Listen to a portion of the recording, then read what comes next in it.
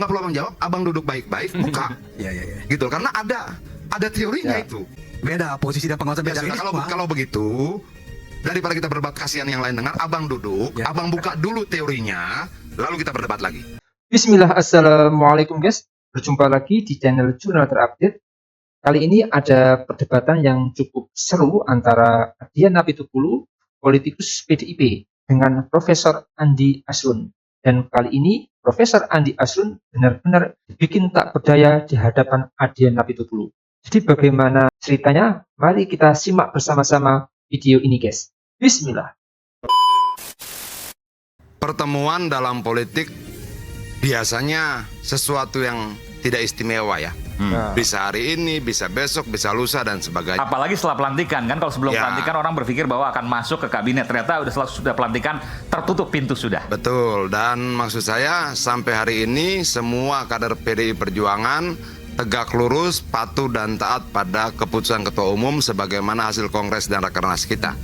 Artinya itu adalah kesepakatan kita bersama-sama, kita ikut perintah Ketua Umum bagaimana mengambil sikap terhadap pemerintahan sekarang. Apapun perintahnya kita jalankan. Oh, jadi belum jelas Oposisi? apakah di luar pemerintah? Oh, pasti di luar pemerintahan Atau dong, karena nggak masuk. Koalisi. Kalau kabinet sampai saat ini kita tidak ikut dalam kabinet. Ya. Tapi bagaimana ke depan kita akan tunggu perintah Ketua Umum. Orang-orangnya, sosok-sosoknya, tokoh-tokohnya tidak masuk dalam kabinet.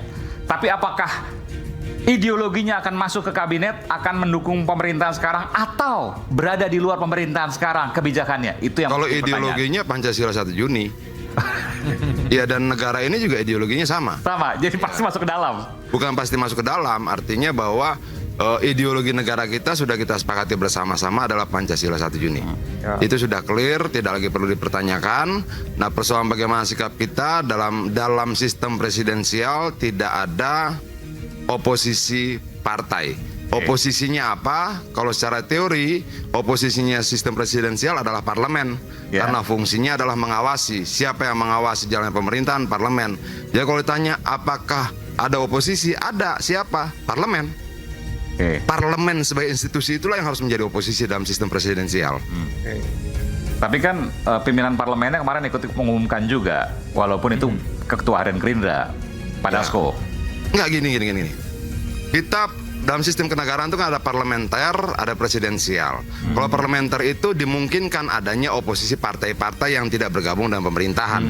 Dalam sistem presidensial, sistem itu tidak memungkinkan dibukanya partai-partai yang mengambil sikap oposisi terhadap pemerintah. Kenapa? Karena pemerintah itu adalah kepala negara sekaligus kepala pemerintahan, bukan model perdana menteri. Lalu siapa oposisinya dalam sistem presidensial? Secara teori parlemen itulah oposisinya. Nah, tapi saya mau tanyakan tadi satu, kan saya belum selesai nih ya. Ini penting kan, penting. Satu, pimpinan parlemennya Bang Dasko itu ada pada saat pengumuman. Yang kedua, politisi PDI Perjuangan yang juga pimpinan parlemen Mbak Puan Maharani menyatakan bahwa akan mendukung pemerintahan Prabowo Subianto. Artinya clear dong, jelas, ceto welo-welo. Enggak. Gini. Parlemen itu setara institusi. DPR itulah gini. Tugas oposisi itu apa? Mengawasi. Tugas DPR itu cuma ada 3. Bikin undang-undang, bikin anggaran. Kedua, mengawasi. Apa yang diawasi? Pelaksanaan undang-undang dan penggunaan anggaran. Sesederhana itu. Dalam konteks pengawasan itulah melekat watak oposisi, sifat oposisi, tipikal oposisi. Walaupun mendukung, tetap watak oposisi itu ada. Begini, bukan mendukung, begini loh. Ini Mbak Puan kan ngomong begitu. Gini. Dikelirkan dulu bahwa sebenarnya apapun yang sudah diputuskan oleh negara melalui Mahkamah Konstitusi, melalui MPR kemarin pelantikan, sebagai warga negara yang baik kita ikut. Tapi kalau kemudian ditanya apakah ada oposisi? Ada. Apakah partai? Bukan. Secara teori oposisinya adalah DPR. Sebagai lembaga. Kenapa DPR dianggap sebagai lembaga yang bersifat oposisi? Karena fungsinya mengawasi. Begitu loh. Artinya pimpinan DPR, apakah itu partai ataukah secara personal, berbeda dengan kelembagaan DPR? Bukan berbeda, tapi bisa berbeda pendapat juga. Bukan berbeda pendapat. DPR ini kan banyak orang, banyak partai, banyak kepala, banyak pikiran dan sebagainya. Tugas dia mengkritisi. Misalnya begini, Di Komisi 7 atau di Komisi 12 sekarang misalnya ada kebijakan pertambangan yang tidak berpihak pada lingkungan, tidak berpihak pada rakyat, tidak berpihak pada investasi dan sebagainya. Boleh nggak dikritisi? Boleh dong. Oke. Apakah itu dikritisi oleh ketua dan pimpinan DPR? Tidak. Tapi oleh anggota komisi terkait. Kemudian ada kekerasan yang dilakukan oleh aparatur negara. Boleh nggak kita kritisi? Boleh dong. Oke, yang mengkritisi apa? Anggota-anggota DPR itu. Oke. Jelas nih. Dikelirkan dulu biar orang tidak salah membedakan antara oposisi di sistem parlementer dan oposisi di sistem presidensial. Itu loh. Kalau di dalam sistem parlementer bisa partai berbeda. Ya. Gitu loh. Tapi dalam presidensial oposisinya ada secara teori ya DPR itu loh. DPR itu orang-orang itu yang bisa berbeda dengan pimpinannya, ketua fraksinya, bisa aja. Itu bagaimana mereka berkomunikasi ke dalam. Oke. Gitu. Bagaimana kemudian anggota DPR berkomunikasi dengan pimpinan fraksinya. Iya. Di PD Perjuangan kita biasa berdiskusi bahkan berdebat tajam tentang hal-hal itu dengan pimpinan fraksi kita. Nggak begitu loh Mas, nggak begitu loh Bang, nggak begitu ya, segala itu biasa. Oke. Dan itu tidak dilarang di PD Perjuangan. Dan itu sah, kita lihat nanti kiprah seperti apa. Termasuk Bung Adian, seperti apa suaranya hari ini akan menunjukkan bagaimana DPR nanti. Terima kasih. Silakan Bung Adian. Ada yang nggak sepakat? Siapa? Soal oposisi tadi. Apa? Soal oposisi tadi. Ya kalau parlemen nggak bisa beroposisi, dia check and balance sistemnya dalam sistem ketatanegaraan. Kalau oposisi itu betul partai politik beroposisi, dia bentuk misalnya Menteri Luar Negeri bayangan, Menteri Dalam Negeri bayangan. Itu Jadi parlementer. Ya enggak.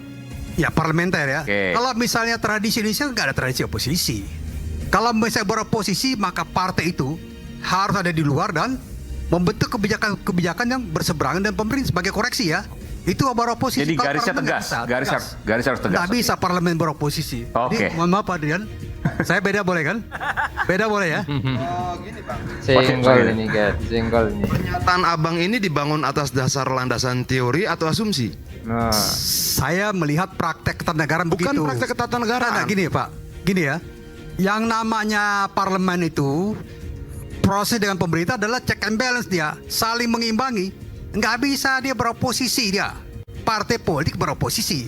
Kalau begitu, saya kasih Abang kesempatan 5 menit membaca tentang peran oposisi dalam sistem presidensial. Nggak usah kita bahas. Ya. Teorinya ada. Makanya aku tanya, Abang menyampaikan ini berbasiskan teori atau asumsi? Nah, saya berbasiskan. Oke, kalau teorinya siapa? Nah, Nggak perlu Abang ketatanegaraan jawab. begitu ya. Nggak perlu Abang jawab, Abang duduk baik-baik, buka. Ya. Gitu loh, karena ada teorinya Ya. itu. Ya, Gitu. kalau- Dan saya tadi berbicara secara teori begitu. Nah, kalau parlemen itu fungsinya bukan beroposisi, dia mengawasi jalan pemerintahan. Lah, toh? fungsi Betul nggak? pengawasan itu ya fungsi oposisi. Beda Pak. Beda posisi dan pengawasan Ya beda. sudah, Ini kalau semua- kalau begitu, daripada kita berdebat kasihan yang lain dengar, Abang duduk, Ya. Abang buka dulu teorinya, lalu kita berdebat lagi. Iya. Oke, Prof, nanti kita lanjutkan. Sembari ngopi ya. Sembari ngopi. Sembari ngopi.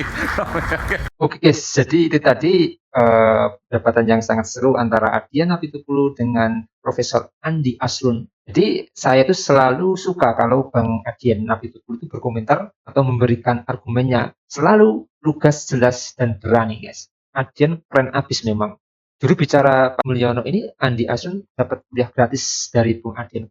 Sehat selalu Bang Adian. Dimohon agar Bung Adian ini selalu tetap hadir untuk bisa diundang di acara-acara seperti ini untuk mencerdaskan wawasan rakyat tentang bagaimana demokrasi dan berpolitik di Indonesia yang benar guys. Jadi mungkin itu yang bisa saya jelaskan untuk video kali ini. Bagaimana menurut kalian soal video ini? Tulis komentarnya di bawah ini ya guys. Saya izin pamit dulu. Wassalamualaikum warahmatullahi wabarakatuh.